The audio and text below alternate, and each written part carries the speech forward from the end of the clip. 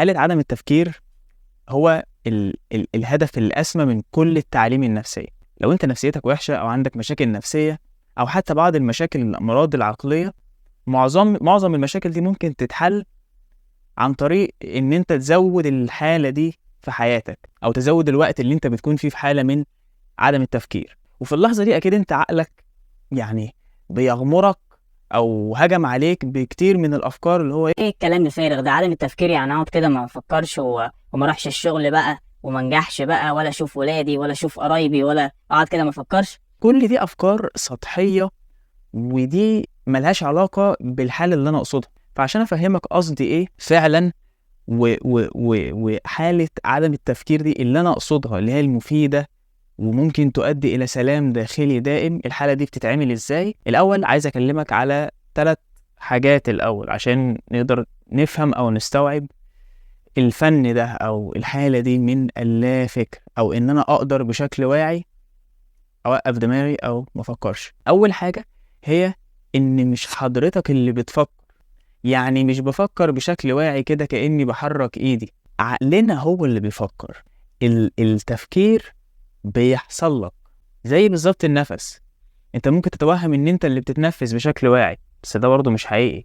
مش انت زي ما بقول، مش انت اللي بتستخرج الاكسجين من الهواء، لا، هو جسمك كده كده عارف ازاي يتنفس لوحده. فالتنفس بيحصل لك، التفكير بيحصل لك. فدي الخطوة الاولى، دي مهمة جدا ان احنا نكون واعيين بيها. طب يا نادر، طالما مش انا اللي بفكر، امال هوقف تفكير ازاي؟ على الرغم من اننا ما نقدرش بشكل واعي ارادي ان احنا نوقف تفكير او نمنع عقلنا ان هو يفكر، ولكن احنا ممكن بطريقة غير مباشرة نوصل للحالة دي.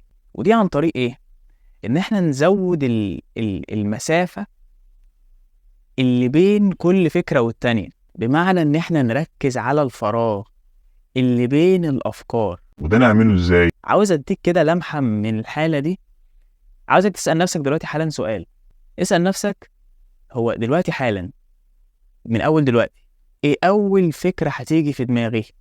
وانتبه، هتلاحظ ان انت قعدت كده ثانية، ثانيتين، 3 مفيش ولا فكرة في دماغك، صح؟ الثانية، ثانيتين، 3 بقى اللي انت ما كنتش بتفكر فيهم، دي الحالة اللي انا اقصدها، الحالة من اللا فكر. انت صاحي، مش معنى كده ان انت يعني اغمى عليك، لا، انت صاحي، واعي، في وعي، في ادراك، من غير تفكير ملوش لازمة. وكل ما الحالة دي تزيد في حياتك، كل ما انت لاحظت قد ايه التفكير ده بيبقى حاجة قهرية، عبارة عن عادة عقلك بيعملها على طول بدون وعي. ومعظم الأفكار دي بتكون حاجة ملهاش فايدة، هو بس زي شريط بيتعاد مرة كمان ويتكرر، أفكار تكرارية ملهاش فايدة، هي بس أفكار بتعيد نفسها. بس انت الموضوع ممكن يكون زايد جدا معاك، خلي بالك، لدرجة انك مش واعي أو مش على دراية انك بتفكر على طول بشكل مستمر،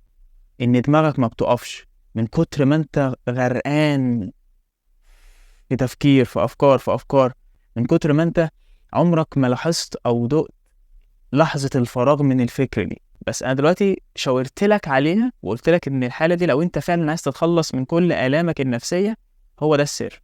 وكل ما انت اتدربت اكتر وكل ما انت انتبهت اكتر للحالة دي من الفراغ اللي بين كل فكرة والتانية، كل ما المدة هتطول. هتقدر تقعد ثانية، بعد كده ثانيتين، بعد كده 3.